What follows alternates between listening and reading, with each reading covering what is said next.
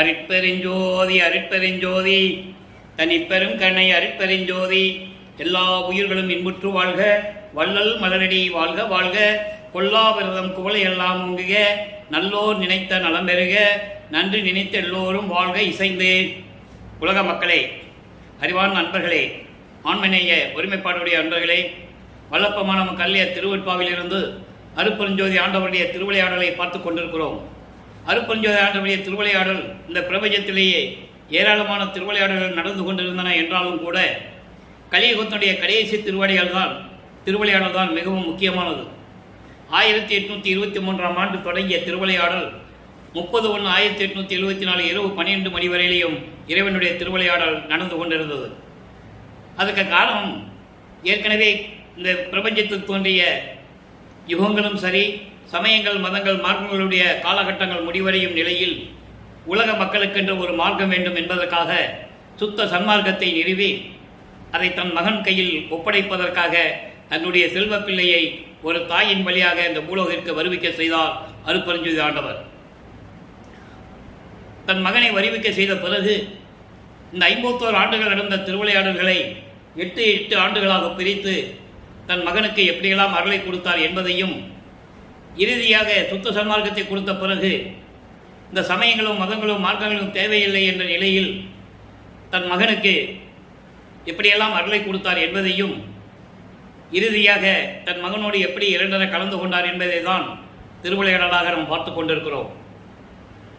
சமயங்களும் மதங்களும் மார்க்கங்களும் சூழ்ந்திருந்த காலகட்டங்களில் நமது பிள்ளை பெருமானவர்கள் வருவிக்க உற்ற நிலையில் 8 ஆண்டுகள் வரையிலும் நமது பிள்ளை பெருமானவர்கள் வல்லப்பமானவர்கள் வருவிக்க உற்று 8 ஆண்டுகள் வரையிலும், வருவிக்க உற்ற ஆண்டிலிருந்து 8 ஆண்டுகள் வரையிலும் எந்தவிதமான இறைவனிடம் இந்த அருளை பெற முடியாமல் தவித்துக் கொண்டிருக்கிறார். நமது குழந்தை இறைவன் மனம் ஒரு நிலையில் இல்லாமல் இங்கேயும் அங்கேயும் திரிந்து கொண்டு சுற்றி கொண்டிருக்கிறார். மீதியெல்லாம் மறைப்பு நிலையில் இருக்கிறது. எதுவுமே அவருக்கு தெரியாது. அருட்பெருஞ்சோதி ஆண்டவர் இருக்கிறார் என்பதையும், சுத்த சன்மார்க்கம் இருக்கிறது, அதை பெறப்போகிறோம் என்பதையெல்லாம் அவருக்கு தெரியாது. அவருக்கு மறைப்பு நிலை இருந்து கொண்டிருக்கிறது. காரணம், ஒரு தாயின் கருவறையிலே இருக்கும்போது அங்கே இறைவன் செய்த திருவிளையாடல்களை நாம் பார்த்தோம். கருவறை இருட்டாக என்று இருக்கிறது என்று நினைக்கும் போது ஒளிகாட்டியதையும், தனக்கு பசிக்கிறதே தந்தையே என்று கூறும்போது அருட்பெருஞ்சோதி ஆண்டவர் கருவறைக்கு சென்று கருவறையிலேயே தன் மகனுக்கு அருளமுதம் ஊட்டியதையும், தென்றல் காற்று வீசியதையும் எல்லாமே நம்ம பார்த்தோம். அதன் பிறகு குழந்தை பருவத்திலே தில்லை ஜலத்திடையே அங்கே தரிசிக்க போது வெட்ட வெளியாக காட்டி சிதம்பர ரகசியத்தை காட்டியதையும் பார்த்தோம். அதன் பிறகு மகனை பார்க்க வரவில்லை. வருவிக்க உற்ற 8 ஆண்டுகளில் இருந்தும் எந்த விதமான அருளையும் அவருக்கு கொடுக்கவில்லை. 9வது ஆண்டு, அதாவது ஈரெட்டு வரும்போது 9வது ஆண்டிலிருந்து 16 ஆண்டுகளுக்குள் என்னெல்லாம் நடந்தது என்பதை திருவெட்பாவிலிருந்தே பார்த்து கொண்டிருக்கிறோம். 9வது ஆண்டு தொடக்கத்தில் தனது மகனை இறைவன் ஆட்கொள்கிறார், ஞானத்தை கொடுக்கிறார். இறைவனால் வருவிக்க உற்றவர் என்ற நிலை மட்டும் அவருக்கு தெரிந்துவிட்டு அருளை முன்பருவம் பின்பருவம் காட்டி அருள் செய்வேன் என்று கூறி மறைந்து விடுகிறார். அதன் பிறகு நமது பிள்ளை பெருமானவர்கள் இறைவனை நினைத்து முறையீடு செய்கிறார்கள். திருவருள் முறையீடு என்ற பதியம் உருவாகிறது. மொத்தம் 232 பாடல்கள். ஒவ்வொரு பாடலிலும் இந்த சமயங்களும் மார்க்கங்களும் மதங்களும் சிவபெருமானை எப்படி உருவகப்படுத்தின என்பதையும், எப்படியெல்லாம் இறைவனிடம் இந்த வேதங்களும் ஆகமங்களும் எப்படியெல்லாம் முறையிட்டன என்பதையும், சிவபெருமான் எப்படியெல்லாம் திருவிளையாடல் செய்தார் என்பதையும் ஒவ்வொரு பாடலின் மூலமாக நமக்கு தெரிவித்துக் கொண்டு, அதன் பிறகு எனக்கும் ஏன் அருளவில்லை என்ற முறையீடு செய்கிறார். அதை தான் நம்ம பார்த்து கொண்டிருக்கிறோம். அப்போது இதுவரைக்கும் நம்ம திருவருள் முறையிலே 134 பாடல்களை பார்த்துருக்கிறோம். இன்றைக்கி 135வது பாடலை நல்லா கவனிங்க. பாடல் அதாவது உங்களுக்கு புரியாட்டால் கூட இறைவன் கொடுத்த விளக்கம் மிகவும் எளிமையாக இருக்கும். சீர்தரு நாவுக்கரையரை போலி சிறியனும் ஓர் கார்தரும் மாயை சமணான். சமண மதத்தை சேர்ந்தவன். சமணான் மனக்கருங்கல்லில் கட்டி பார்தரு பாவ கடலிடை வீழ்த்திடப்பட்டு உள்ளன்றே ஏதொரு 5 எழுத்து ஓதுகின்றேன் கரை ஏற்று அரசே. இது பாடல். திருநாவுக்கரசர் பற்றி குறிப்பிடுகிறார். திருநாவுக்கரசரை நீ எப்படியெல்லாம் திருவிளையாடல் செய்து காப்பாற்றினாய் என்று கூறுகிறார். அதாவது புகழ்மிக்க திருநாவுக்கரசரை ஒரு இருள் சூழ்ந்த அறியாமையிலும் மாயையிலும் இருந்த சமண மதத்தைச் சேர்ந்தவன் மனதை கல்லாக்கி கொண்டு அவரை கல்லோடு கட்டி கடலிலே வீசி எறிந்தான். அதை பார்த்த நீ திருநாவுக்கரசரை ஆட்கொண்டு, அப்போ அவர் பேர் இயற்பெயர் கஜேந்திரன், அப்புன்னா நீர் தத்துவம், நீரிலிருந்து காப்பாற்றியதனால் அவருக்கு அப்பர் என்ற பெயர் வந்தது. அதன் பிறகு திருநாவுக்கரசு என்ற பெயர் நிலை பெற்று நின்று விட்டது. திருநாவுக்கரசு தான் பெயர் விளங்கி நின்றுச்சு. அப்படிப்பட்ட திருநாவுக்கரசனை நீ காப்பாற்றி கரை சேர்த்தாய். அதே போல நானும் இந்த பூலோகத்தில் உன்னாலே வருவிக்க உற்று துன்பக் கடலிலே சிக்கிக்கொண்டு தவித்துக் கொண்டிருக்கிறேன். எப்பவுமே விளப்பமானவர்கள் ஒரு பாடலை நமக்கு சொல்லும்போது, அதனை கருத்து சொல்லும்போது ஏற்கனவே நடந்த ஒரு திருவிளையாடலை சொல்லிதான் கூறுவார்கள். அதே போன்றுதான் இங்கு திருநாவுக்கரசரை நீ எப்படி ஒரு சமண மதத்தை சேர்ந்தவன் அவரை கல்லோடு கட்டி கடலில் போட்டபோது நீ போய் திருநாவுக்கரசரை காப்பாற்றி கரை சேர்த்தாய். அதுபோல நானும் முன்னால் வருவிக்க விட்டவன் இந்த பூலோகத்திலே வருவிக்க விட்டு துன்பக்கடலில் சிக்கிக்கொண்டு தவித்துக் கொண்டிருக்கிறேன். உன்னுடைய பெயரை 5 எழுத்து மந்திரமான சிவாய நம என்று சொல்லிக் கொண்டிருக்கிறேன். அவர் அப்படிதான் சொல்லிட்டு இருப்பார் அந்த பீரியட்ல, அந்த காலத்துல. ஏன்னா இவருக்கு அதான் தெரியும். அப்போ சிவாய நம நமச்சிவாயன்னு சொல்லிட்டு இருப்பாரு. சிவா திருநாவுக்கரசர், அதாவது தியாகராஜ பெருமான், சிவபெருமான், சொக்கநாதன், இப்படியெல்லாம் பெயர்களை அழைத்துக் கொண்டிருப்பார். ஏன்னா காலத்தின் கட்டாயம், அதை அவர் சொல்லிதான் ஆகணும். தன் மகனை சமயங்களிலும் மார்க்கங்களிலும் மதங்களிலும் கூறப்பட்ட நெறிகளிலே இருக்க வைத்து, அதன் பிறகு இது இல்லை என்று மக்களுக்கு அறிவிக்க வேண்டும் என்பதற்காக அந்த அனுபவங்களை கொடுத்து, அதன் பிறகு சுத்த சன்மார்க்கத்திற்கு தன் மகனை ஆட்கொண்டு சுத்த சன்மார்க்கத்தில் ஆட்கொண்டு, அதெல்லாம் தேவையில்லை மகனே, இனிமே மக்களுக்கு தேவை சுத்த சன்மார்க்கம் என்று சொல்லுவதற்காகத்தான் தன் மகனை அங்கே இருக்க வைக்கிறார். மற்ற நிலைகள் எல்லாம் மறைப்பு நிலையில் இருக்க வைக்கிறார். அப்போ திருநாவுக்கரசை போல என்னையும் நீ கரை சேர்க்க வேண்டும் என்று சொல்லி விரைவில் வந்து எனக்கு அருள்வாயாக என்று சொல்லி இந்த பாடலை அருளியிருக்கிறார்கள். அதன் பிறகு 13வது தொடக்கத்தில் அவர் திருவெற்றூர் சொல்லுகிறார். மனம் அங்கே போன்னு சொல்லுது. என மனதை தூண்டி விடுகிறார் அருட்பெருஞ்சாண்டவர். மனதிடம் சொல்லுகிறார், என் மகனை திருவெற்றியூருக்கு அழைத்து வா என்று சொல்லுகிறார். அதெல்லாம் பாடலில் நிறைய விளக்கங்கள் உண்டு. அப்போ அங்கே போன பிறகு தியாகராஜ பெருமானை எப்படியெல்லாம் அங்கே வணங்குகிறார், தியாகராஜ பெருமானை பார்க்க முடியாமல் எப்படி தவிக்கிறார் என்பதை இதுவரை 15 பதிகங்களிலே நாம் பார்த்து விட்டோம். மொத்தம் 2ஆம் திருமுறை 150 பதிகங்கள், கிட்டத்தட்ட 1207 பாடல்கள். 1ஆம் திருமுறை 715 பாடல்கள், 3ஆம் திருமுறையிலே 315 பாடல்கள், 4ஆம் திருமுறையிலே 318 பாடல்கள். 5ஆம் திருமுறை இப்போ நம்ம பேச வேண்டாம், அது பின்னால் பேசிக்கலாம். அது தத்துவங்களை பற்றி படியது, நம்ம பின்னால் பேசிக்கலாம்.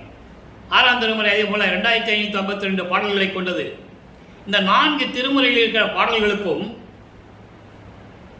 முடிவான முடிவு 6ஆம் திருமுறையில் ஒவ்வொரு பாடலிலும் விளக்கம் இருக்கிறது. 2552 பாடல்களிலே விளக்கம் இருக்கிறது. 1ஆம் திருமுறையிலே ஆரம்பித்து இறைவனுடைய திருவிளையாடல் எப்படி நடக்கிறது என்பதை நாம் ஒவ்வொரு பாடலின் மூலமாக ஒவ்வொரு திருவன் மூலமாக பார்த்து கொண்டிருக்கிறோம். காரணம், பாடலை சொல்லி விளக்கம் சொன்னால்தான் மக்களுக்கு விளங்க வைக்க முடியும். இது கதை அல்ல, கற்பனை அல்ல. திருவெற்பா இறைவனால் அருளப்பட்டது. எல்லா புராணங்களும் காவியங்களும் யாராக இருந்தாலும் சரி, எந்த புராணங்களாக இருந்தாலும் சரி, மனிதனாக பிறந்து அதுக்கப்புறம் இறைவனை வணங்கி அருளை பெற்றுக்கொண்டு பாடியவர்கள். இது எல்லாருக்குமே தெரியும். எல்லாருமே முத்தி அடைந்தவர்கள், கர்ம சித்தி யோக சித்தியிலே சென்றவர்கள். திருவெற்பா இறைவனால் அருளப்பட்டது. அதனால்தான் திருவெற்பாவினுடைய சிறப்பம்சம். இப்போ 16 ஆண்டுகளுக்குள் வருவிக்க உற்று 16 ஆண்டுகளுக்குள் இறைவன் நமது பிள்ளைப்பெருமானவர்கள் எப்படி இறைவனை தேடி செல்லுகிறார் என்பதை தான் 2ஆம் திருமுறையிலே நாம் பார்த்து கொண்டிருக்கிறோம். இன்று 16வது பதிகம் திருவருள் வேட்கை 5வது பாடல். திருவருள் வேட்கை 5வது, அதாவது திருவருள் வேட்கை என்பது இறைவனிடம் எப்படியாவது அருளை பெற்றுக் கொள்ள வேண்டும், பெற்றே ஆக வேண்டும் என்ற ஒரு ஆதங்கம், ஒரு தவிப்பு, ஒரு பரிதவிப்பு. ஒவ்வொரு பாடலில் எப்படி சொல்றாருன்னு நம்ம பார்ப்போம். கொண்டல் நிறத்தோனும் குனிக்கரிய நின் அடிக்கே தொண்டு அறிந்து செய்யாத துட்டனேன் ஆயினும் எந்தக நின் அருளை எண்ணி எண்ணி வாடுகின்றேன். என் தன் தலை சூழ் ஒற்றியுள்ளாய் தயவு சற்றும் சார்ந்திலையே. பாடல். இதில் ஒரு திருவிளையாடல் சொல்லுவார். எப்படின்னா, கொண்டல் நிறத்தோனும், கொண்டல் நிறம் என்பது கருமை நிறம். கருமேகம் எப்படி நிறம் இருக்குமோ அதுபோல் நிறமுடையவன் திருமால். கொண்ட நிறத்தோனும் திருமாலும் குனிக்கரிய நின்னடிக்கே, உன் திருவடியை பார்க்க வேண்டும் என்ற நிலையை ஏற்றுக்கொண்டு பன்றி உருவம் எடுத்து செல்லுகிறான். திருவடியை பார்க்க முடியல, காண முடியாத திருவடிகள் என்று சொல்லுகிறான். காண கிடைக்காத திருவடிகள், திருமால் காண கிடையாத திருவடிகளுக்கு நான் தொண்டு செய்ய வேண்டும் என்று நினையாத நாட்களில் நான் எப்படி துன்பப்பட்டேன் தெரியுமா? அதாவது உன்னுடைய திருவடியை நான் நினைச்சதே இல்லை அப்படின்னு சொல்றேன். உன்னை நான் வணங்கவே இல்லை துட்டனேன் ஆயினும் என் தகுன்னு இருக்கும். என் தகனின் அருளை எண்ணி எண்ணி வாடுகின்றேன். ஒப்பற்ற உன்னுடைய அருளை எண்ணி எண்ணி நான் வாடுகின்றேன். உன்னுடைய அருளை பெற முடியாமல் நான் வாடிக்கொண்டிருக்கிறேன். தன் தலை சூழ் ஒற்றியுள்ளாய் என்பது நீர்நிலைகள் நிறைந்த, பண்ணைகளும் சோலைகளும் நிறைந்த திருவொற்றியூரிலே இருந்து கொண்டிருக்கின்ற இறைவனே, இன்னும் என் மேல் கொஞ்சம் கூட தயவு உனக்கு வரவில்லையா? தயவு சற்றும் சார்ந்தில்லையே, என் மேல் நீ இன்னும் இறக்கப்படவில்லையே. காரணம் என்ன என்று எனக்கு தெரியாது. சிறிதளவு கூட நீ இரக்கம் காட்டுவதில்லை. உன்னால் வருவிக்க விட்டவன் நான் தெருவிலே நின்று கொண்டிருக்கிறேன். உனது அருளை எண்ணி எண்ணி வாடிக்கொண்டிருக்கிறேன். திருமால் பார்க்க முடியாத திருவடிகளை நான் வணங்கவிட்டாலும் கூட உன்னுடைய ஒப்பற்ற அருளை எண்ணி எண்ணி நான் வாடிக்கொண்டிருக்கிறேன் என்று சொல்லுகிறார். திருமால் திருவடியை பார்க்க முடியல விளக்கங்களை நான் நிறையவே நம்ம பதியத்தில் நம்ம பார்த்துட்டோம். இருந்தாலும் இன்னைக்கு ஒரு சில விளக்கங்களை நான் தர காத்திருக்கிறேன். பூத்திடுமவனும் காத்திடுமவனும் புல் விலங்கு ஒருக்கோடு நேடியும் ஏத்தெடு முடியும் பூத்திடு அடியும் கண்டறியாத நேடியும் கண்டறியாத திருவடிகள் என்று சொல்லுவார். பிரம்மனும் திருமாலும் அடிய முடிய பார்க்க முடியலன்னு சொல்லுவார். நெடுமால் பன்றி என நெடுநாள் நேடியும் கண்டறியாத பூம்பாதங்கள் என்று சொல்லுவார். ஆக அப்படிப்பட்ட திருவடிகளை நான் வணங்கவிட்டாலும் கூட உன்னுடைய பொன்னான திருவருளை எண்ணி எண்ணி நான் வருந்தி கொண்டிருக்கிறேன். திருவொற்றியூரில் இருக்கின்ற இறைவனே, எனக்கு விரைவில் வந்து அருள்வாயாக, என் மீது கொஞ்சம் கூட இரக்கம் காட்டவில்லை என்று சொல்லி இந்த பாடலை நமக்கு அருளியிருக்கிறார்கள். ஆக இந்த நிலைதான் தொடர்ந்து கொண்டிருக்கிறது. வல்லப்ப மாணவர்கள் வருவிக்க உற்று 12 ஆண்டுகள் இந்த நிலை தொடர்ந்து கொண்டிருக்கிறது. அதன் பிறகு அடுத்த எட்டிற்கு செல்லும்போது, 3வது எட்டிற்கு செல்லும்போது, அதாவது 17வது ஆண்டிலிருந்து 24 ஆண்டுகளுக்குள் என்ன நடந்தது திருவொற்றியூரிலே? இன்னைக்கு பார்க்கக்கூடிய பதிகம் அதில் பதிகம் 12, இது வரைக்கும் 11 பதிகம் அதில் பார்த்தோம். ஒவ்வொரு பதிகத்தினுடைய ஒரு சுருக்கம், மொத்த சுருக்கம். தியாகராஜ பெருமானை பார்ப்பதற்காக திருவொற்றியூர் சென்று தெருவிலை நின்று கொண்டிருக்கிறார். பவனி வருவார், எப்படியாவது தியாகராஜ பெருமானை பார்த்து அருளை பெற்ற வேண்டும் என்று சொல்லி நின்று கொண்டிருக்கிறார். இறைவனை பார்க்க முடியவில்லை. அதன் பிறகு நாரையும் கிளிகளையும் தூது அனுப்புகிறார். எந்த விதமான பதிலும் இல்லை. அதன் பிறகு இறைவனை எப்படியாவது பார்த்துவிட வேண்டும் என்று சொல்லி அங்கே தெருவிலை நின்று கொண்டிருக்கும் போது இறைவன் திரும்பி பார்ப்பாங்கள் ஓடுவதையும், அதன் பிறகு காட்சி அற்புதம் என்ற பதிகத்திலே இதுவரைக்கும் இருந்த நிலைகள் மாறி இப்ப அவருக்கு காட்சி கொடுக்கிறார். காட்சி அற்புதமாக இருந்தது என்று சொல்லுவார். தலைப்பே காட்சி அற்புதம் என்ற ஒரு தலைப்பு. அதில் 3வது பாடலை பார்க்க போறோம். எப்படி அவர் அங்கே நின்றுட்டு இருக்காரு, இறைவன் எப்படி காட்சி கொடுத்து மறைந்து விடுகிறார்.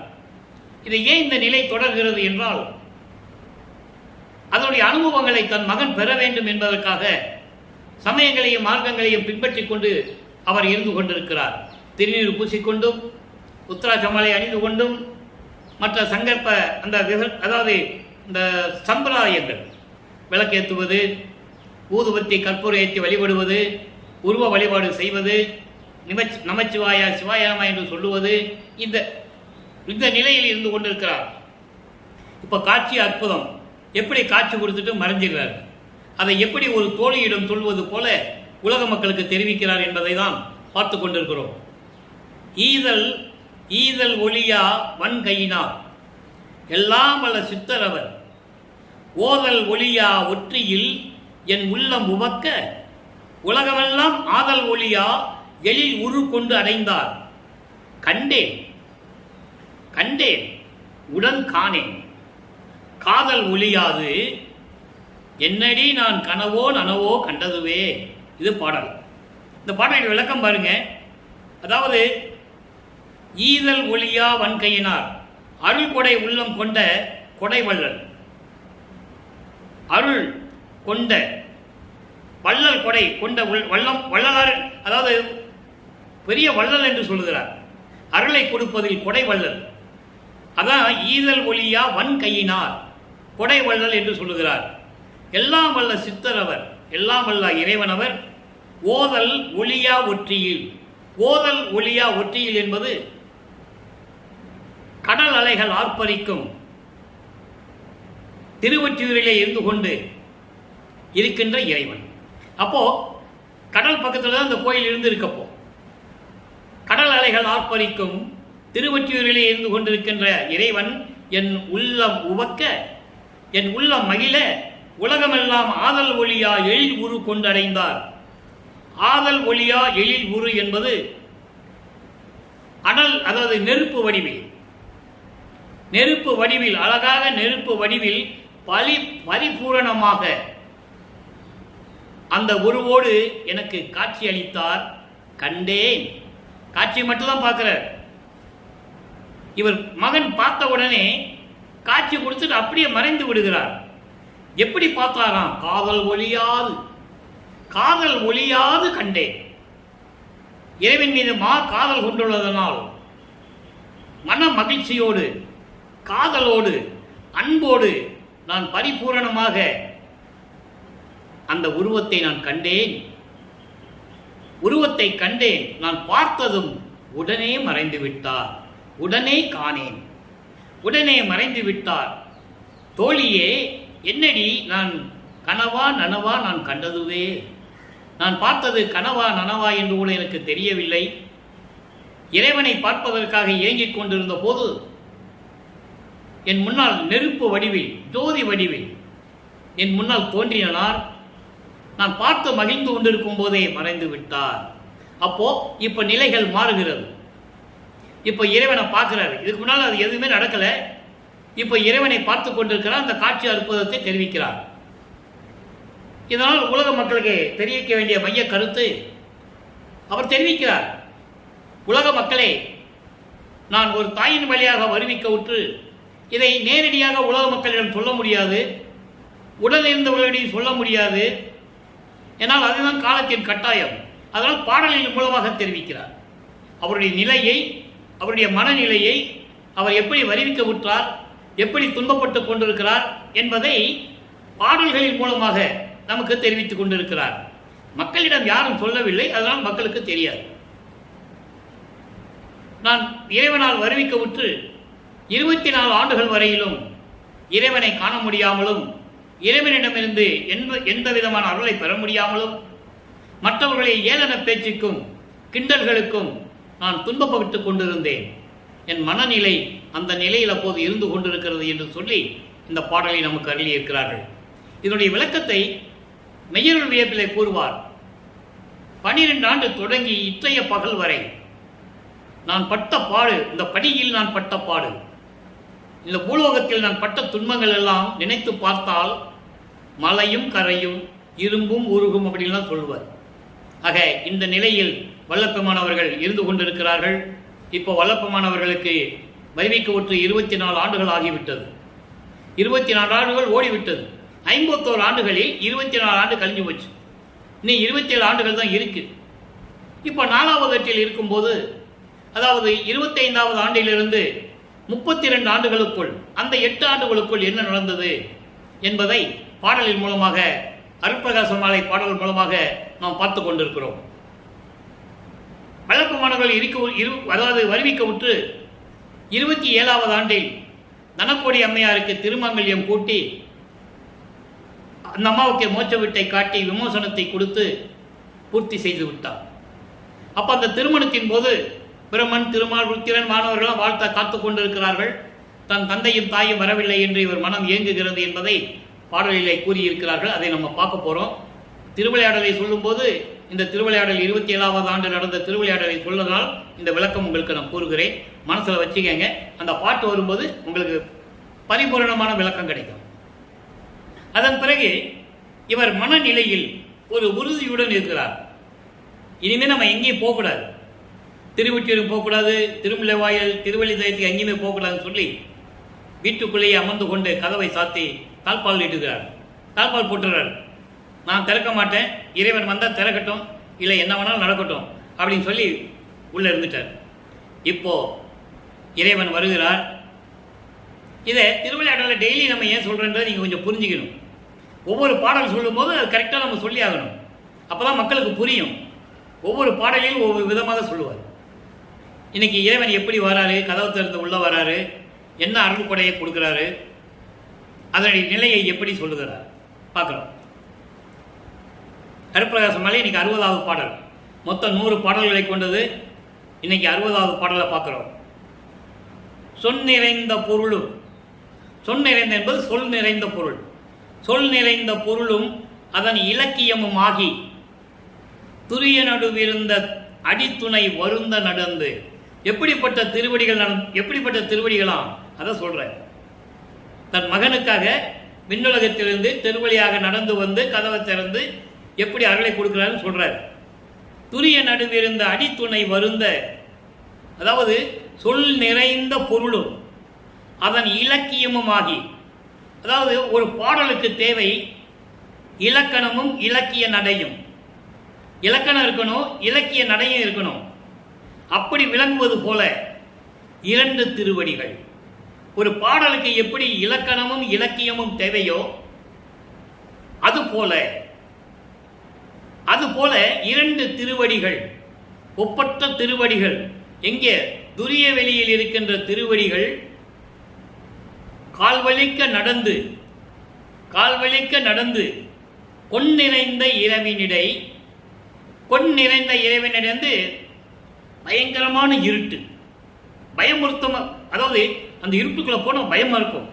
அதான் கொன் நிறை என்று சொல்கிறார். கொல் நிறை அவ்வளவு பயமான கும் இருட்டு என்று சொல்கிறார். அந்த இருட்டுக்குள்ள போறதுக்கே பயப்படுவாங்க. அப்படிப்பட்ட இரவிலே எழுந்தருளி கதவம் கொழுங்காப்பை அவிழ்த்து. கொழுங்காப்புன்னா பெரிய தாழ்பால். அப்படிப்பட்ட பெரிய தாழ்பாலை அவரே அவுக்க செய்து, அவரே திறக்க செய்து, உள்ளே வந்து மகனே என்று என்னை அழைத்து என் நிறைந்த ஒரு பொருள் என் கையில் அளித்தருளி. என் நிறைந்த என்பது எல்லா அருளும் அடங்கிய இது ஒரு கொடை, அருள் கொடை மகனே என்று சொல்லி என் கையிலே அளித்து அருளி என் மகனே வாழ்க. இப்பதான் நேரடியா வந்து இதெல்லாம் சொல்றாரு இறைவன். ஏன்னா அவருக்கு தெரிஞ்சு போச்சு மகன் கடும் கோபத்தில் இருக்கிறாரு. நம்ம நேராக போனோம்னாலும் சமாதானம் ஆக மாட்டாப்புல, நம்ம தெருவில் நடந்து போகிற மாதிரி தான் போகணும். அந்த நிலையில் அவர் வருகிறார். அந்த நிலையை, தன்னுடைய தந்தையின் நிலையை இவர் கூறுகிறார். இப்பவும் அவர் அருப்பெருஞ்சோதி சொல்ல மாட்டாரு, சுத்த சன்மார்க்கன் சொல்ல மாட்டார். இந்த நிலைகள்லாம் மாறின பிறகுதான் தெளிவா 6ஆம் திருமுறையில் வரும். என் நிறைந்த ஒரு பொருள் என் கையில் அளித்து, எல்லா அருளும் கொடை குறைந்த ஒரு பொருளை அளித்து அருளி என் மகனே நீ வாழ்க என எழில் திருவாய் மலர்ந்தாய். அழகான ஒரு திருவாய் மலர்ந்து சொன்னாய். தன் நிறைந்த நின் கருணை தன்மையை என் புகழுவேன். தன் நிறைந்த உன்னிடம் இருந்த அந்த அருளைகளை எல்லாம், அருள் தன்மை எல்லாம் நான் என்னவென்று புகழ்வேன். தனிமன்றில் ஆனந்த தாண்டவம் செய்ய அரசே, அம்பலத்திலே திருவிளையாடல் செய்து கொண்டிருக்கின்ற அரசே என்று சொல்லி இந்த பாடலை அருளியிருக்கிறார்கள். பாடலுடைய மைய கருத்து, இவர் மனம் வருத்தம் அடைந்து வீட்டுக்குள்ளே உட்கார்ந்து கதவை அடைச்சு தாழ்பா போட்டுறார். அப்போ இறைவன் அங்கே விண்ணுலகத்திலிருந்து நடந்து வருகிறார். எப்படிப்பட்ட திருவடிகள் சொல்றார். ஒரு பாட்டுக்கு தேவை இலக்கணமும் இலக்கியமும். அதுபோல அந்த 2 திருவடிகள், அருளுடைய திருவடிகள் காலில் வலிக்க நடந்து வந்து நான் இருக்கும் இடத்தை அடைந்து தெருக்கதவை பெரிய தாழ்பாலை திறக்க செய்து மகனே என்று என்னை அழைத்து ஒரு அருள் கொடையை கொடுத்தார். உன்னுடைய அருளை நான் என்னவென்று சொல்லுவேன். அம்பலத்திலே திருவிளையாடல் செய்து கொண்டு அரசாட்சி செய்து கொண்டிருக்கின்ற என் இறைவனே என்று சொல்லி இந்த பாடலை அருளியிருக்கிறார்கள். அடுத்து இந்த நிலை மாறுகிறது. 32 ஆண்டுகள் வரைக்கும் இது நடக்குது. அப்போ 33வது ஆண்டு தொடக்கத்தில் வல்லப்பெருமான் அவர்கள் 5வது எட்டில் இருந்து கொண்டிருக்கிறார். 33லிருந்து 40 ஆண்டுகளுக்குள். அப்போ 33வது ஆண்டில் அவர் அந்த பற்றுகளையும் பந்தங்களையும் துறந்து சமயங்களையும் மதங்களையும் மார்க்கங்களையும் நெறிகளையும் எல்லாம் விட்டுவிட்டு காமம், குரோதம், லோபம், மோகம், மதம், ஆச்சரியம், பிண்ட துரிசுகளை நீக்கிவிட்டு சுத்த சன்மார்க்கம் வாங்குறதுக்கு மேலே போய் சென்று கொண்டிருக்கிறார். அதெல்லாம் இந்த விளக்கங்களை நம்ம தினமும் பார்த்துக்கிட்டு இருக்கோம். தத்துவங்களை கடந்து போய்கிட்டு இருக்கும்போது அருள் சக்தி ஒரு கைவிட்டு தூக்கிவிட அருப்பஞ்சாண்டவர் மகனை வரவேற்று அங்கே சுத்த சிவஞான வெளியிலே அங்கே இருந்த போட்டு வைத்திருந்த சிங்காசனத்திலே அமர வைத்து எல்லாருக்கும் அறிமுகப்படுத்தி பிரகடனப்படுத்தி இந்த பிரபஞ்சத்தை இயக்கப் போகின்ற என்னுடைய மகன் என்று சொல்லி முடிசூட்டி மீண்டும் பூலோகத்திற்கு அனுப்பி விடுகிறார். ஏன்னா காலங்கள் இருக்கிறது, இன்னும் 18 ஆண்டுகள் பாக்கி இருக்கிறது. நேராக வருகிறார். கருங்குழியிலே அப்போ அவர் தங்கியிருக்கிறார். அங்கே இருந்ததும் தந்தை எப்படி மகனை வந்து பார்க்க வருகிறார் என்பதையும் தந்தையும் மகனும் அங்கே எப்படி உரையாடுகிறார்கள் என்பதையும் அருள் விளக்க மாலை மூலமாக பல பதிகங்களிலே நாம் பார்த்து கொண்டிருக்கிறோம். இன்று அருள் விளக்க மாலை 72வது பாடல், பதிகம் 37. பாடலை கவனிங்க. சுத்த சன்மார்க்கம் பெற்ற பிறகு அவருடைய நிலை எப்படி மாறிவிட்டது, சுத்த சன்மார்க்கத்தில் இருந்தால் எப்படி இருக்க வேண்டும், தன் தந்தை எப்படியெல்லாம் தனக்கு சொன்னார் என்பதையெல்லாம் இந்த பாடலிலே நமக்கு அருளி இருக்கிறார்கள். நல்லா கவனிங்க அன்பர்களே. இது சாதாரணமான திருவிளையாடல் அல்ல, அற்புதமான பிரபஞ்சத்தில் நடந்த திருவிளையாடல்கள். நல்லா கவனிங்க. வன்புடையார் கொலை கண்டு புலை உண்பார். பண்புடையார் கொலை கண்டு புலை உண்பார். சிறிதும் மரபினர் அன்று ஆதலினால் வகுத்த அவர் அளவில் அன்புடைய என் மகனே பசி தவித்தல் புரிய அன்றி அருள் செயல் ஒன்றும் செய்ய துணியேல் என்றே 8 வரி மொத்தம் முதல் 4 வரிக்கு சொல்றேன், விளக்க சொல்றேன், அப்புறம் 4 வரி. நல்லா கவனிக்கணும். சுத்த சன்மார்க்கத்துடைய விளக்கத்தை இதுவரை யாரும் மக்களிடம் சொல்லவில்லை என்பதுதான் வேதனையான விஷயம். மறைத்து மறைத்து மறைத்து பேசினார்கள். இங்க என்ன சொல்றாரு? வன்புடையார் கொலை கண்டு கொலை உண்பார். ஒரு உயிரை கொலை செய்து அதனுடைய உடம்பை, அதனுடைய மாமிசத்தை, அதனுடைய பிணத்தை நாறுகின்ற அந்த உடம்பை சாப்பிடுவார்கள். வன்புடையார். நல்லா கவனிக்கணும். வன்புடையார் என்பது தீயவர்கள் என்று பொருள். கொடுமையானவர்கள், உயிர்களை கொலை செய்தவர்கள் கொடுமையானவர்கள். இங்கே ஒரு சூட்சமமான விளக்கம் இருக்கிறது. அப்புறம் சுத்த சன்மார்க்கத்தை சேர்ந்தவர்களுக்கு இந்த எண்ணம் இருக்காது. நல்லா புரிஞ்சுக்கணும். அப்போ வன்புடையார் யார்? சுத்த சன்மார்க்கத்தை சேர்ந்தவர்கள் அல்ல. ஒரு முடிவுக்கு வந்துட்டோம். தெளிவா சொல்றார் வல்லபெருமான். வன்புடையார்னா யாருன்னு சொல்லணும். நூல் விளக்கம், தமிழ் அகராதி விளக்கம், வன்புடையார் என்றால் தீயவர்கள், கொலை செய்கின்றவர்கள், கொடுமையானவர்கள் என்று பொருள். இங்கே வன்புடையார் என்பது சுத்த சன்மார்க்கத்தை சேர்ந்தவர்கள் அல்ல. அப்ப யாரு? சமயங்களையும் மார்க்கங்களையும் மதங்களையும் பின்பற்றி கொண்டிருப்பவர்கள். அதான் இங்க சொல்றாரு. ஏன்னா அதை விட்டுட்டு வந்தா, சுத்த சன்மார்க்கத்தை வந்தா இது செய்ய மாட்டாங்க. வன்புடையார் உயிர்களை கொலை செய்து புலால் உண்பார். சிறிதும் மரபினர் அன்று. நம்ம மரபுல இருக்கிறவங்க இல்லை, அவங்க சுத்த சன்மார்க்கத்தை சேர்ந்தவர்கள் அல்ல. பையன்கிட்ட அப்பா சொல்றாரு, 2 பேர் பேசிட்டு இருக்காங்க. உரையாடலை நடந்ததை பாடலாக அருளி இருக்கிறார்கள் நமக்கு. அதை நீங்க புரிஞ்சுக்கணும். அவர் இஷ்டத்துக்கு சொல்லல. வல்லற்பெருமானவர்கள் தந்தையும் மகனும் உரையாடுகிறார்கள். அருப்பஞ்சாண்டவரும் வல்லற்பெருமானும் உரையாடுகிறார்கள். அடுத்த வரியில சொல்வார் பாருங்க, அவர்கள் சுத்த சன்மார்க்கத்தை சேர்ந்தவர்கள் அல்ல. ஆகையினால் வகுத்த அவர் அளவில் நாம் ஏற்கனவே பேசியபடி, நல்லா கவனிக்கணும், அவர் ஆதரனால் வகுத்த என்றால் நாம் பேசியபடி, நாம் உரையாடியபடி அவர்களுடைய அளவில் அன்புடைய என் மகனே, நீ என்ன பண்ணணும்? பசி மட்டும் தீர்த்து விட்டுரு. ஐயோ பசின்னு வர்றான், அவன் கொலை செஞ்சிருப்பான், உயிர்களை கொலை செஞ்சிருப்பான், புலால் சாப்பிட்டுருப்பான், அவன் நம்மாலும் கிடையாது. அவனுக்கு என்ன பண்ணணும்? நீ பசின்னு வந்துட்டா சோறு மட்டும் போடு, பசின்னு வந்துட்டா சோறு மட்டும் போடு, அன்றி அருள் செயல் ஒன்றும் செய்ய துணியே என்று.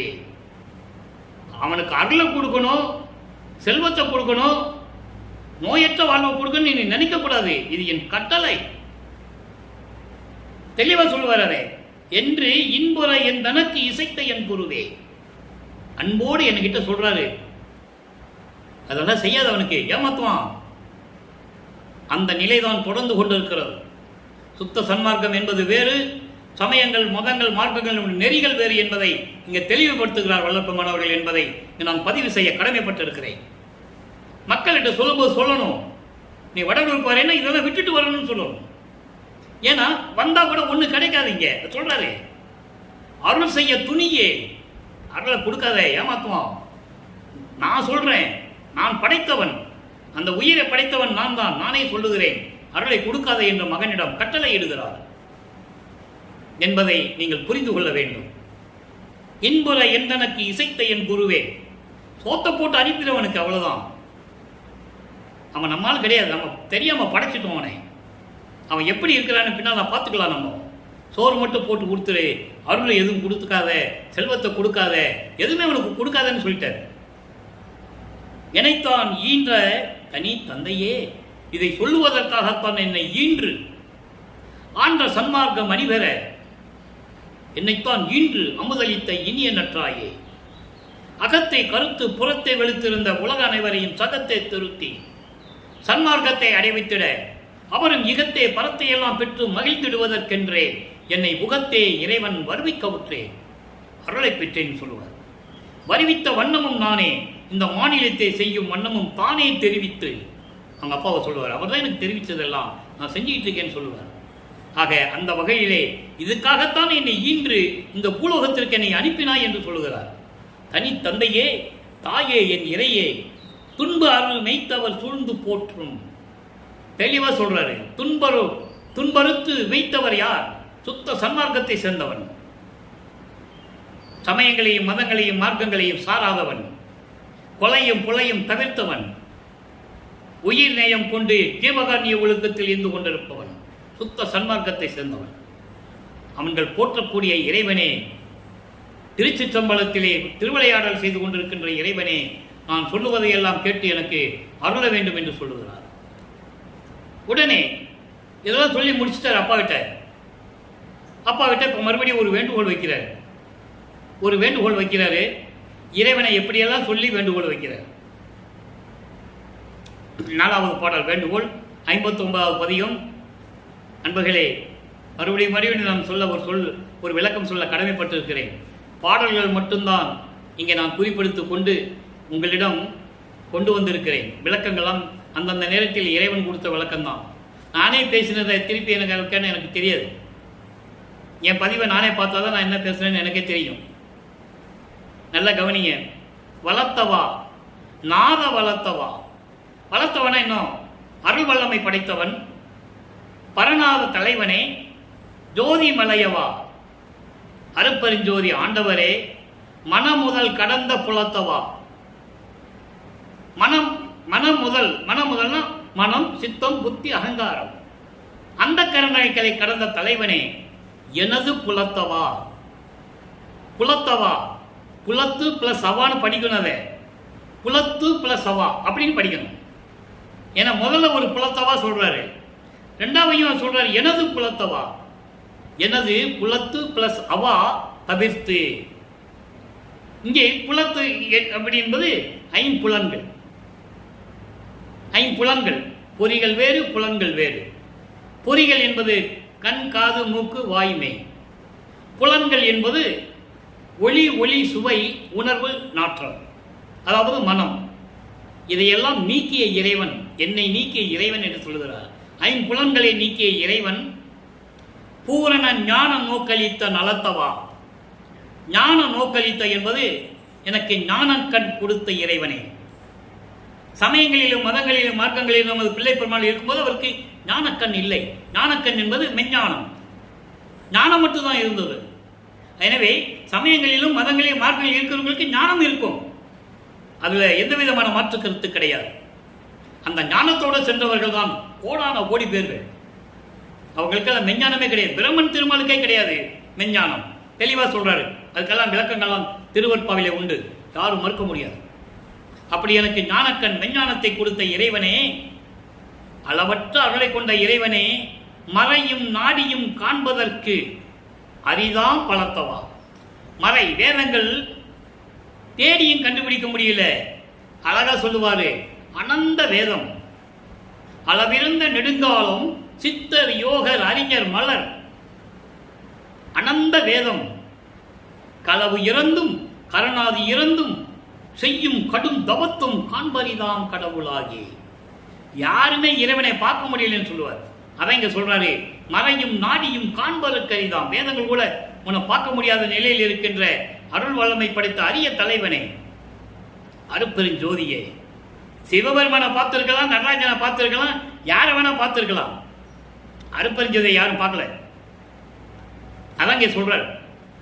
அப்படிப்பட்ட இறைவனே, திரு அம்பலத்தவா, அங்கே சுத்த சிவஞான வழியில் இருக்கின்ற இறைவனே, எல்லாம் படைத்தவா, படைத்த வாழ்வருளே, நீ என்னென்ன அருளை வச்சிருக்கியோ எல்லாருக்கும் எனக்கு கொடுத்துருன்னு சொல்ற. இது வேண்டுகோள். அடுத்து பாருங்க, செய்பணி விளம்பல் 11வது பாடல். இப்போ நான் என்ன செய்யணும்? எல்லாருலையும் வாங்கியாச்சு. இப்போ நான் என்ன செய்யணும்னு கேட்கணும். கேட்டுட்டு உலக மக்களுக்கு சொல்லணும். நான் என்னென்ன பண்ணி என்னை செய்ய சொல்லியிருக்காருங்க அப்பா, ஆண்டவர் சொல்லியிருக்காருன்னு சொல்லணும். 11வது பாடல். அதில் 4 வரிகள், 2 வரி இருக்காது அந்த பாட்டில். எனக்கு ரொம்ப நாளாக ஒரு சந்தேகம், உண்மையிலே இல்லையா, இல்லை இந்த பாடல்களை தொகுத்து அளித்தவர்கள் மறைத்து விட்டார்களா என்பது நமக்கு தெரியாது. அந்த விளக்கத்துக்குள்ள நம்ம போக வேண்டாம். 4 வரியில் 2 வரி இருக்காது, மீது 2 வரியே எப்படி வரின்னு பாருங்க. அப்புறம் அதுக்கு முன்னால் இருந்த வரி எப்படிப்பட்ட இருந்திருக்குன்னு நீங்களே கற்பனை பண்ணிக்கங்க. 3வது வரி, 4 வரியில் 2 வரி இல்லை, 3வது வரி, நாராயணனும் நான்முகனும் நயந்து வியக்க நிற்கின்றேன். அப்பனா அந்த 2 வரி என்னவாக இருக்கும்? உண்மையிலே இல்லையா? இதுவரைக்கும் விடை கிடைக்கல, யாரும் சொல்ல முடியல. நானும் நிறைய பேர்ட்ட கேட்டு பார்த்துட்டேன், இல்லை இல்லப்பா விட்டுருப்பான்ட்டாங்க. அவ்வளவுதான், மேட்ரு முடிஞ்சு போச்சு. எப்படி இல்லாம இருக்கும்? இத்தனை பாடல்கள் இருக்கும்போது அந்த 2 வரி எப்படி இல்லாம இருக்கும்? அந்த விளக்கத்துக்குள்ள நம்ம போக வேண்டாம். இருக்கிற அந்த 2 வரிக்கு மட்டும் விளக்கம் பார்ப்போம். நாராயணனும் நான்முகனும் நயந்து வியக்க நிற்கின்றேன். 61வது பதிகம், செய்பணி விளவல் 11வது பாடல். நீங்க எடுத்து பாருங்க, அருட்பா புக் 6ஆம் திருமுறை எடுத்து பாருங்க. 61வது பதிகம் 11வது பாடல். நாராயணனும் நான்முகனும் நயந்து வியக்க நிற்கின்றேன். பிரம்மனும் திருமாலும் அப்படியே அதிசயமா நின்றுகிட்டு இருக்காங்க. அது ஒரு பாடலிலே சொல்லுவார், ஆலியானும் அயனும் நயந்து வியக்க விற்கின்றேன் அதிசயத்திட வாலி மன்றோங்கும் அருட்பெருஞ்சோதியின் மன்னர்களே என்று சொல்லுவார். அற்புதமாக இருக்கும். எல்லாம் அதிசயமா பார்க்கிறாங்க. ஏன்னா பிரம்மன் படைக்கும் தொழிலை செய்து கொண்டிருந்தவன், அவனால் நான் படைக்கப்பட்டவன் அல்ல. திருமால் காக்கும் தொழிலை செய்து கொண்டிருந்தவன், அவனால் நான் காக்கப்பட்டவன் அல்ல. நீயே என் தந்தை அருளுடையாய், என்னை நேர்ந்து பெற்ற தாயே. தெளிவா சொல்லுவார். நான் யாரையும் வணங்க வேண்டிய அவசியம் இல்லை. எல்லாரும் செத்து செத்து பிறக்கும் தேவர்கள், இவர்கள் என் முன் வழியிலர் என்று சொல்லுவார். இப்படி பிரம்மனும் திருமாலும் நயந்து வியந்து நின்று கொண்டிருக்கிறார்கள். இந்த உலகில் நாம் செய்யும் பணியை நீ கூறுவாயாக என்று தந்தையிடம் கூறுகிறார். அடுத்து 62வது பதிகம் பாருங்க, ஆற்ற மாட்டாமை என்ற ஒரு பதிகத்திலே 3வது பாடல்.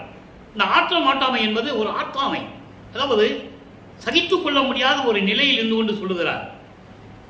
அவங்க அப்பா கிட்ட, நீ வாட்டுக்கு வர, நான் உங்ககிட்ட தான் இருக்கேன், உன் உள்ளத்தில் இருக்கேன்னு கலந்துக்கிற, திருப்பி நீ போயிடுற, ஏன் கேட்குற? அவர் சொல்றாரு, இன்னும் காலங்கள் இருப்பா, இன்னும் 9 ஆண்டுகள் இருக்கு. இந்த நிலை ஏற்படும் போது வல்லப்பமானவர்கள் வருவிக்க விட்டு 42 ஆண்டுகள் ஆகிறது. 5வது எட்டை கடந்து 2 ஆண்டுகள் ஆகிறது. இதன் பிறகுதான் கருங்கோளிலிருந்து வடலூருக்கு வந்தது. அங்கே தர்மசாலையை நிறுவியது. தர்மசாலையை நிறுவி அங்கே அணைய அடுப்பு ஏற்படுத்தி பசியாற்றி கொண்டு இருக்கும் போது அங்கே 1869ஆம் ஆண்டு மஞ்சக்குப்பை கோட்டில் கடலூரில் நீதியை நிலைநாட்டியது திருவற்பா மறுவற்பா தான். ஒரு படிக்காத ஒரு ராமலிங்க பரதேசி வடலூரிலே இருந்து கொண்டு தவறாக பாட்டுகளை இயற்றிக்கொண்டு பாடல்களை இயற்றிக்கொண்டு அதை திருமுறை என்று பெயரிட்டு திருவற்பா என்று பெயரிட்டுக் கொண்டிருக்கிறார். அதை மறுத்து மறுவற்பா என்று அறிவிக்க வேண்டும் என்று சொல்லி நீதிமன்றத்திலே வழக்கு தொடர்ந்த போது நமது இறைவன் அங்கே காட்சி கொடுக்கிறார். நீதிபதி எழுந்து நிற்கிறார், அவருக்கு காட்சி கொடுக்கிறார். மக்களிடையே யார் சொல்லலை, எல்லாம் எந்திரிச்சு நின்னாங்க. கேசு தள்ளுபடி ஆச்சுட்டாங்க, ஒரே வார்த்தையில் சொல்லிட்டாங்க. எந்திரிச்சு நின்னாங்க, இவர் போனாரு, எந்திரிச்சு நின்னாங்க, வழக்கு தள்ளுபடி ஆயிடுச்சு, அவ்வளோதான், முடிஞ்சு போச்சு. அப்படியெல்லாம் எந்த வழக்கு தள்ளுபடி ஆகாது. வக்காலத்து வாங்கி ஒரு கேஸை ஃபைல் பண்ணிட்டோம்னா, எஃப்ஐஆர் போட்டு கேஸை ஃபைல் பண்ணிட்டோம்னா விசாரணை இல்லாமல் கேஸு தள்ளுபடி ஆகாது. எப்படி ஆகும்? எந்திரிச்சு நின்னா எந்த கேஸு தள்ளுபடி ஆகும்? மறைக்கப்பட்ட உண்மைகள் ஏராளமாக இருக்கிறது. அதை நாம் பின்னாளில் பார்க்க போகிறோம். யார் நீதிபதி, எப்படி அவர் எந்திரிச்சு நின்று என்ன சொன்னார், என்ன உரையாடினார் என்பதை இறைவன் கொடுத்த விளக்கம் இருக்கு. அதை நம்ம பின்னால் பார்க்க போகிறோம். ஆக அதன் பிறகு மறுபடியும் மேட்டுக்குப்பம் சென்றது. அங்கே இருந்து கொண்டு சத்தியஞான சபையை நிறுவியது. சத்தியஞான சபை எப்படி நிறுவினார்? அங்கே இவர் போனார்ல, சுத்த சன்மார்க்கவங்க போனார்ல, அப்போ பார்த்துட்டாருங்க. பொற்சபை எங்கே இருக்கு, சிற்றபை எங்கே இருக்கு, அவரை அருப்பஞ்சாண்டவர் எங்கள் அப்பா எங்கே உட்கார்ந்து இருக்கிறாரு, எத்தனை படிகள் இருக்கு, எத்தனை எண்மன வடிவம் எப்படி இருக்கு, எப்படி அமைக்கணும், அங்கேயே தீர்மானம் பண்ணிட்டார். ஏன்னா உலக மக்களுக்கு என்று ஒரு சபை வேண்டும். அவங்களால் இங்கே வர முடியாது, நான் வந்துட்டேன், அவருடைய மகன் நான் வந்துட்டேன். அப்போ உலக மக்களுக்கு ஒரு சத்தியஞான சபை வேண்டும் என்று இறைவனால் நிரூபிக்கப்பட்டது. அப்பனும் பிள்ளையும் பேசி, அருப்பஞ்சாண்டவர் மகனும் பேசி உரையாடி அதை எப்படி அமைப்பது, யாரை சந்திப்பது என்ற நிலைகள் எல்லாம் நிறைய இருக்கு. அப்போ அந்த நிலையை அதான் சொன்னாரு, சபையை எண்ணுள் கண்டனன். அவர் சொன்னது அதான். ஆக என்ன நினைச்சாரோ அதை அப்படி இங்க நிறுவினாரு. அந்த விளக்கங்கள் நம்ம பின்னால பார்க்க போறோம். இங்க வந்து இந்த ஆற்றாமைக்காக இந்த விளக்கம் சொல்ல வேண்டி இருந்தது. சகித்துக் கொள்ள முடியாது. நீ நிரந்தரமா என் கூட எப்ப இருப்பேன்னு கேட்கிறாரே, இன்னும் 9 ஆண்டுகள் இருக்கிறது என்று சொல்லுகிறார். அவர் சொன்னதெல்லாம் இங்க பாட்டுல எல்லாம் இருக்காது, ஒரு சூட்சமமான விளக்கங்கள்ல வரும். அப்போ ஆற்றாமை என்ன சொல்லுகிறார்? தன்னார் அமுத கடலே, என் கண்ணே, கண்ணுள் கருமணியே, தன்னார் மதியே, கதிர் பரப்பி தலைத்த சுடரே, தனி கனலே, என்னாது அறிய அண்டமெல்லாம் நிறைந்த அருள் ஜோதி. அண்ணா, இங்க அண்ணான்னு சொன்னது அண்ணன் கிடையாது. அண்ணானா இறைவன், அண்ணலே. அண்ணலே என்றால் இறைவன். அரசை இனி சிறிதும் ஆற்றமாட்டன் கண்டாயே. இனிமேதான் பொறுத்துக்க முடியாது. முன்னால வரிவிக்கட்டு 32 வருஷம் நான் பட்ட பாடு போது உனக்கு தெரியும். அதுக்கப்புறம் சுத்த சன்மார்க்கத்தை கொடுத்துட்டு அப்படி இப்படி நான் இருந்தாச்சு. இனிமேல் பிரிஞ்செல்லாம் இருக்க முடியாது அப்படின்னு சொல்லுவது. அதுதான் ஆற்றாமை, சகிக்க முடியாத நிலையிலே சொல்லுகிறார். அதாவது கண்ணுக்கு அழகாக தெரிகின்ற இறைவனே, என் கண்ணுக்குள் இருக்கின்ற இறைவனே, மெஞ்ஞான கடவுளே, அதான் தன்னார் மதியே என்று சொல்லுகிறார். மெஞ்ஞான கடவுள் தான் தன்னார் மதியே என்று சொல்லுகிறார். கதிர் வரப்பி தலைத்த சுடரே, பரிபூர்ணமாக பிரபஞ்சம் முழுவதும் ஒளி வீசிக் கொண்டிருக்கின்ற இறைவனே, அருப்பெருஞ்சோதியே, தனி கனலே என்று சொல்லுகிறார். தனி கனல் என்ன? அருப்பெருஞ்சோதியே, என்னாது அறிய எண்ணமெல்லாம் நிறைந்த அருப்பெருஞ்சோதி. கணக்கில் அடங்காத அண்டங்கள் இருக்கின்றன, எல்லாவற்றிலும் பரிபூர்ணமாக ஒளி வீசிக் கொண்டிருக்கின்ற அருப்பெருஞ்சோதியே, என் அண்ணலே, அரசே, இனி சற்றும் நான் ஆற்ற மாட்டேன் கண்டாயே. இனிமே என்னால் பொறுத்துட்டு இருக்க முடியாது, சீக்கிரமான்னு சொல்ற. அதன் அடிப்படையிலே எழுந்ததுதான் திருப்பள்ளி எழுச்சி. இன்னைக்கு 1வது பாடலை பார்க்க போறோம். 63வது பதிகம் திருப்பள்ளி எழுச்சி 1வது பாடல். பாடலில் இருக்கின்ற நூல் விளக்கம் வேறு. நான் ஏற்கனவே நிறைய இடங்களில் சொல்லியிருக்கேன். இறைவன் சொன்ன விளக்கம் வேறு. பொழுது விடிந்தது, என் உள்ளம் என்னும் கமலம் பூத்தது. இதுக்கு என்ன சொல்லுவாங்க? பொதுவாக என்ன சொல்லுவாங்க? பொழுது விடிஞ்சிருச்சு, சூரியன் வந்துருச்சு, என் உள்ளம் மகிழ்ச்சி அடைந்தது, செந்தாமரை போல என் உள்ளம் மலர்ந்தது அப்படின்னு தான் உலக வழக்கம், நூலியல், அதாவது நூல் விளக்கம். இது அப்படி அல்ல. பொழுது விடிந்தது அப்படின்னா இது வரைக்கும் என்ன இருந்தது? இரவு இருந்தது. இரவு இருந்ததுன்னா என்ன இருந்தது? சமயங்களும் மதங்களும் மார்க்கங்களும் சூழ்ந்திருந்த காலகட்டங்களில் என்னை நீ வருவிக்க செய்தாய். அதன் பிறகு சுத்த சன்மார்க்கத்தை கொடுத்தாய். இரவு போய்விட்டது, பொழுது விடிந்து விட்டது. இதான் இதுக்கு பொருள். சுத்த சன்மார்க்கம் எனக்கு கிடைத்து விட்டது, என் உள்ளம் என்னும் கமலம், செந்தாமரை போன்ற என் உள்ளம் பூத்தது, பூரிப்படைந்தது, பொன்மொழி பொங்கியது என்றும் பிரபஞ்சம் முழுவதும் பொன்கதிர் வீசி இருக்கின்ற இறைவன் அருப்பெருஞ்சோதி தொழுது நிற்கின்றனன். அப்படிப்பட்ட இறைவனை நான் தொழுது நின்று கொண்டிருக்கிறேன், வணங்கிக் கொண்டிருக்கிறேன் என்று சொல்லுகிறார்.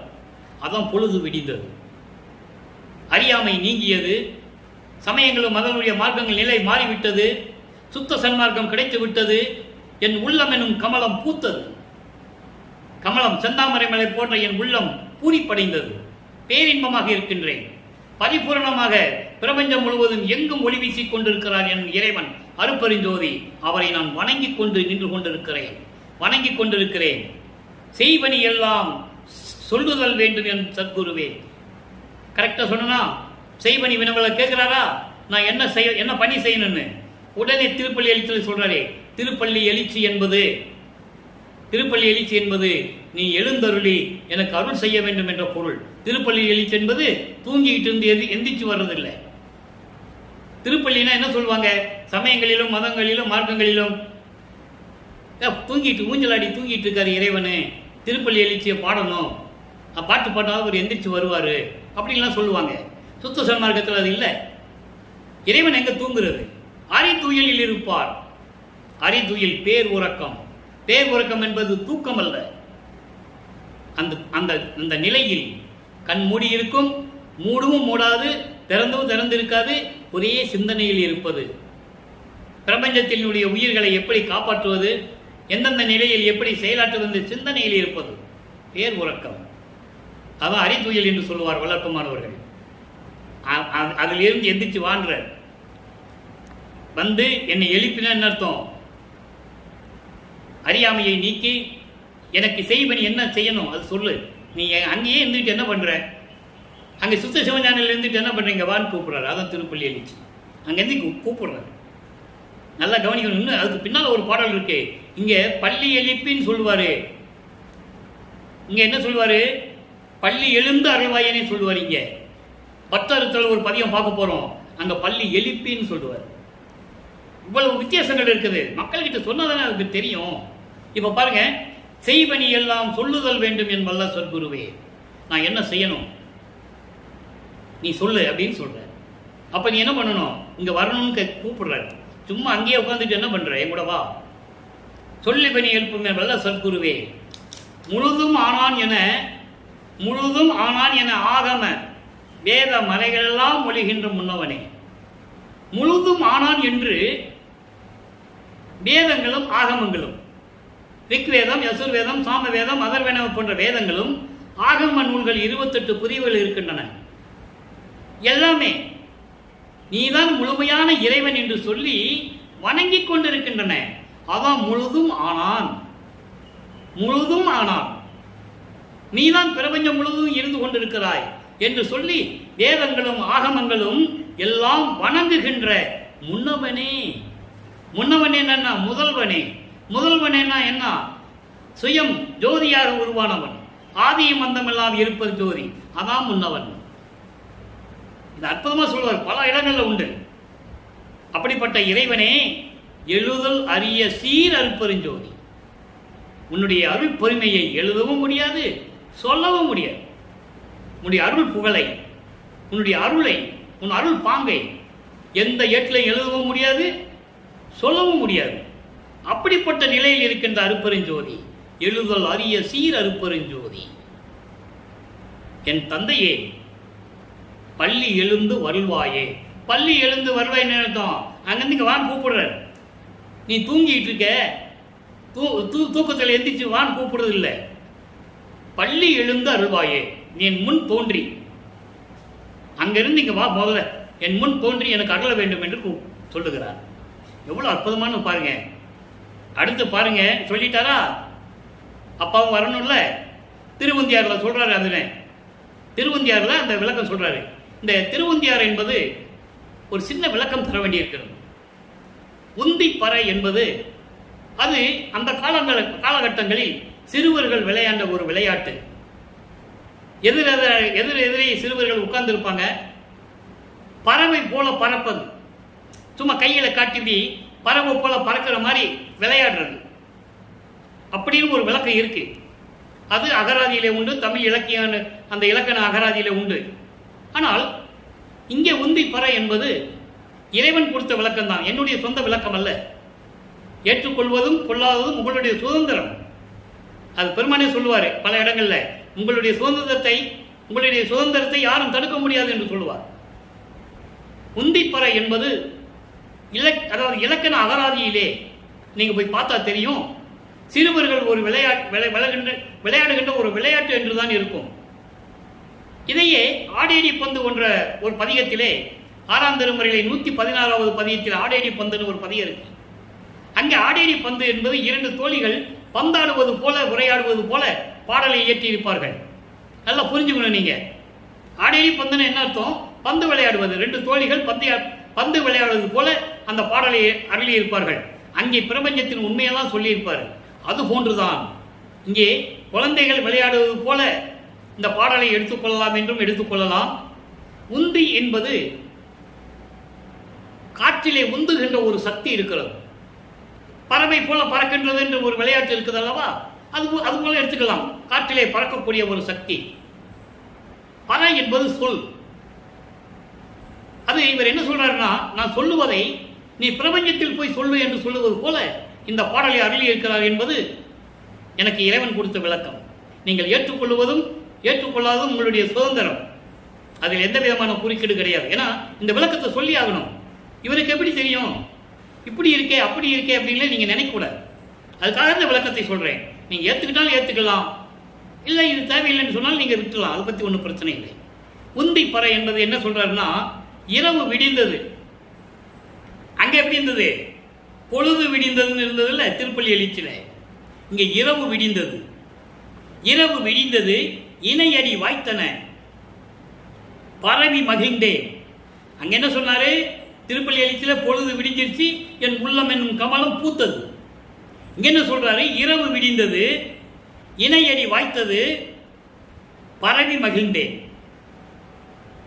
என்று உந்திப்பற, பால் அமுது உண்டேன் என்று உந்திப்பற. அதாவது காட்டில் பறக்கின்ற ஒரு சக்தி இருக்கிறது. அதனிடம் சொல்லுகிறார், நீ பிரபஞ்சம் போய் சொல்லு. நான் நேரடியாக மக்களிடம் எவ்வளவோ சொல்லிவிட்டேன், யாரும் கேட்டபாடு இல்லை. நீயாவது நான் சொல்லுவதை பிரபஞ்சம் முழுவதும் போய் பறந்து போய் சொல்லு அப்படின்ற ஒரு துணியிலே தான் வல்லப்பமானவர்கள் இதை அருளி இருப்பார்கள் என்பது இந்த வள்ளலார் ஊழியனுடைய ஒரு கணிப்பு. அவர் கொடுத்த விளக்கம், இறைவன் கொடுத்த விளக்கம். ஆக இரவு விடிந்தது, சமயங்களும் மதங்களும் மார்க்கங்களும் தொலைந்து சுத்த சன்மார்க்கத்தை பெற்று இரவு விடிந்தது. அது இப்ப இணையடிகள் வாய்த்தன, இறைவனுடைய திருவடிகள் எனக்கு கிடைத்து விட்டது. சுத்த சன்மார்க்கத்தை பெற்றதனால் பரவி மகிழ்கின்றேன், அந்த திருவடிகளை வணங்கி மகிழ்கின்றேன் என்று உந்திப்பற. நீ எல்லா இடத்திலும் போய் சொல்லு. பறவை போல பறந்து சென்று அந்த சக்தியிடம் சொல்லுகிறார், அந்த உந்துகின்ற சக்தியிடம். பால் அமுது உண்டேன் என்று உந்திப்பற, இறைவனிடம். பால் என்பது இறைவன் பால். இறைவன் அங்கே மறைப்பு நிலையில் இருக்கிறது. இறைவன் பால் என்பது இறைவனிடம் அமுது உண்டேன், அருள் அமுது உண்டேன். அதுக்கு ஒரு விளக்கம் சொல்லுவாரு. நான் பசித்த போதெல்லாம் தான் பசித்ததாகி எனக்கு அருள் அமுது ஊட்டினான் என்று சொல்லுவார். கொடுத்தான்னு கூட சொல்ல மாட்டாரு, மகனுக்கு ஊட்டி விடுவார் அருள் அமுது. அப்படிப்பட்ட நிலையில் இருக்கின்றவர் வளர்ப்பமன் என்பதை உலக மக்களுக்கு யாரும் தெரிவிக்கவில்லை என்பதுதான் வேதனையான விஷயம். பால் அமுது உண்டேன், இறைவன் பால், இறைவனிடம் நான் அமுது உண்டேன் என்று உந்திப்பற. உந்திப்பறையில 10 பாடல்கள் இருக்கின்றன. ஒவ்வொரு பாடலும் 3 வரி தான், அருமையா இருக்கும். நம்ம தொடர்ச்சியா பார்க்க போறோம். அடுத்து அடைக்கலம் புகுதல் என்ற ஒரு பதிகம், 65வது பதிகம் அடைக்கலம் புகுதல். மொத்தம் 11 பாடல்கள் அற்புதமாக இருக்கும். தான் பெற்ற அருள்களையும் அருட்பெருஞ்சோதி ஆண்டவர் எப்படிப்பட்டவர் என்பதையும், இவரை வள்ளல் பெருமானை எப்படியெல்லாம் மாணவர்கள் வந்து வணங்குகிறார்கள் என்பதையும் தெளிவாக 11 பாடல்களை நாம் கருளி இருக்கிறார்கள். இன்றைய முதல் பாடல் இதெல்லாம் இறைவனுடைய திருவிளையாடல். திருவிளையாடலை பாடல் மூலமாக நமக்கு அருளி இருக்கிறார்கள். அந்த பாடல்களை வைத்துக் கொண்டு அந்த பாடலின் விளக்கத்தை இந்த வள்ளலார் ஊழியன் உங்களுக்கு சொல்லிக் கொண்டிருக்கிறேன். அவ்வளவுதான். இறைவன் கொடுத்த விளக்கம், யாரும் தடுக்க முடியாது, மறுக்கவும் முடியாது. அடைக்கலம் பாரு, என்னான் இன்றே எண்ணமெல்லாம் எய்த அருள் செய்கின்ற தனி தன்னார் அமுதே. இறைவனையும் சொல்லணும், இறைவன் விட்டு பெற்ற அருளையும் சொல்லணும். என்னான் இன்றே நினைத்து பார்க்கின்றேன். நான் வருவிக்க உற்றதிலிருந்து இன்றைய நிலை வரை நான் நினைத்து பார்த்து கொண்டிருக்கிறேன். மலைத்து போய் நின்று கொண்டிருக்கிறேன். அவ்வளவு அதிசயங்கள் நடந்து கொண்டிருந்தன. 32 ஆண்டுகள் வரையிலும் என் தந்தையிடம் அருளை பெற முடியாதவன் நான் 33ஆம் ஆண்டிலே சுதந்திரத்தை பெற்று, அதாவது சுத்த சன்மார்க்கத்தை பெற்று, சுத்த சன்மார்க்கம் என்ற ஒரு சுதந்திரத்தை பின்னால் சொல்லுவார். என் சுதந்திரம் அல்ல, உன் சுதந்திரம் சொல்லுவார். அப்படியெல்லாம் அருளை பெற்றுக்கொண்ட அமுதனை, எல்லாம் என் எண்ணமெல்லாம் நிறைவு செய்த என் இறைவனே, சிற்றவையில் தனித்த தலைமை பெருவாழ்வே, சுத்த சன்மார்க்க தலைவனே, கண்ணார ஒளியே, கண்ணால் காண்கின்ற அருப்பெரும் ஜோதியே, ஒளியெல்லாம் கலந்த வெளியே, சுத்த சிவஞான வெளியே சொல்றாரு. அடுத்து என் அண்ணா, ஐயா, அம்மா, என் அப்பா, யான் உன் அடைக்கலமே. இறைவனை சொல்றாரு, நான் உன் அடைக்கலம்னு சொல்லிட்டாரு. இப்போ பற்று அறுத்தல், கடைசி விளக்கம் பற்று அறுத்தல். இங்க சொல்லுவாரு பாருங்க, அற்புதமா இருக்கும். நேரம் கடந்து கொண்டிருக்கிறது. சத்தியம் சத்தியம் அருப்பெருஞ்சோதி, 66வது பதிகம், பற்று அறுத்தல் 1வது பாடல். சத்தியம் சத்தியம் அருப்பெருஞ்சோதி, தந்தையரே என்னை தாங்குகின்றீரே. எவ்வளவு சொல்ற பாருங்க, நீதான் என் தந்தை, சத்தியம் சத்தியம் என்னை தாங்குகின்றீரே, நான் சொல்லுவதெல்லாம் சத்தியம் என்று சொல்லுகிறார். உத்தமமாகும் ஒரு திரு சமூகத்து என் உடல் பொருள் ஆவியை ஓப்புடன் அளித்தேன். உன்னுடைய அருள் சமூகத்துக்கு என் உடல் பொருள் ஆவி அத்தனையும் மகிழ்ச்சியோடு கொடுத்து விட்டேன். அதான் சொல்றார் பாருங்க, இத்தகை உலகிடை வைக்கும் எத்தகைக்கும் எனக்கும் ஏதும் சுதந்திரம் இல்லை. எனக்கு இதுக்கு சம்பந்தமே கிடையாது, எல்லாம் உன் திருவிளையாடல். இந்த உலகிடை, இந்த பூலோகத்தில் நடக்கின்ற செயல்கள் எல்லாவற்றிற்கும், அவைக்கும் சொல்றார், எல்லாவற்றிற்கும் எனக்கும் எந்த விதமான சுதந்திரம் கிடையாது. எல்லாம் உன்னுடைய செயல். நீ வருவிக்க உற்றாய், வருவிக்க உற்றேன். சமயங்களிலும் மதங்களிலும் மார்க்கங்களில் இருக்க சொன்னாய், இருந்தேன். வேண்டாம் என்று சொன்னாய், வந்துவிட்டேன். உலக மக்கள்கிட்ட சொல்ல சொன்னாய், சொல்லிவிட்டேன்.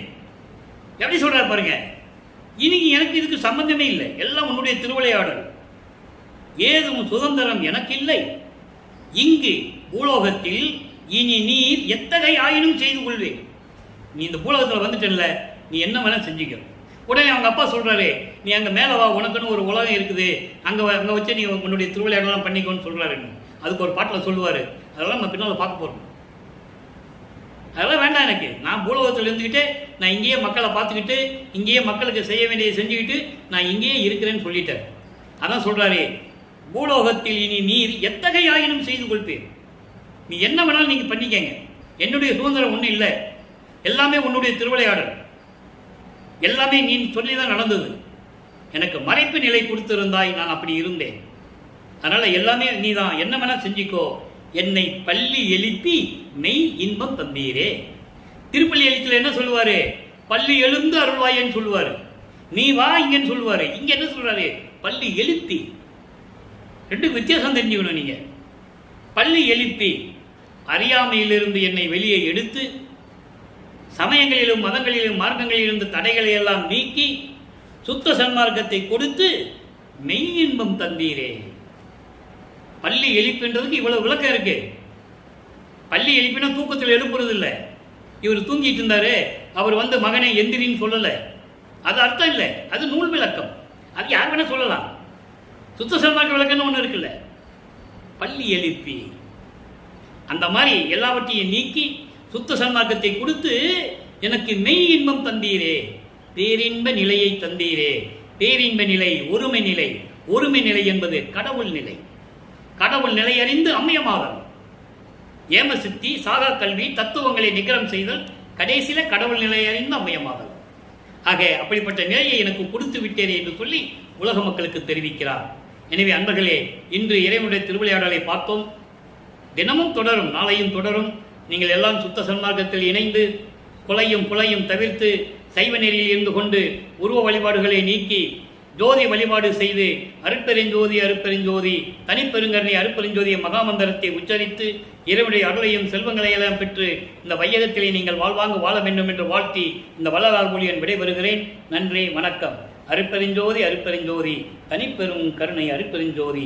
நாளையும் இறைவனுடைய திருவிளையாடல் தொடரும்.